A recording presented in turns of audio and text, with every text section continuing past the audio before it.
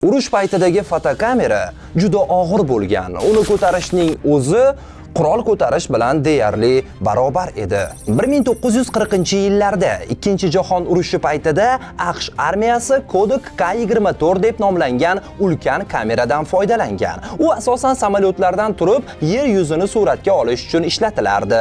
Ya'ni bu kamera front ortini, dushman bazalarini va harbiy obyektlarni ko'z bilan ko'rish vazifasini bajargan. K24 aslida inglizlarning 1920-yillar oxirida yaratilgan F24 kamerasi asosida ishlab chiqilgan. Lekin amerikaliklar uni yanada kattaroq, og'irroq va kuchliroq qilib yaratishdi. Natijada amaliyotda ishlatilgan eng katta qo'l fotokamerasi tarixga kirdi. Bu kamerani askar qo'lda ushlab, samolyot ichida ochiq lyukdan pastga qaratib suratga olardi. Hech qanday avtomatika yo'q. Har bir kadr xavf ostida olingan surat. Bugun cho'ntagimizdagi telefon kerak bo'lsa 1000 ta surat oladi.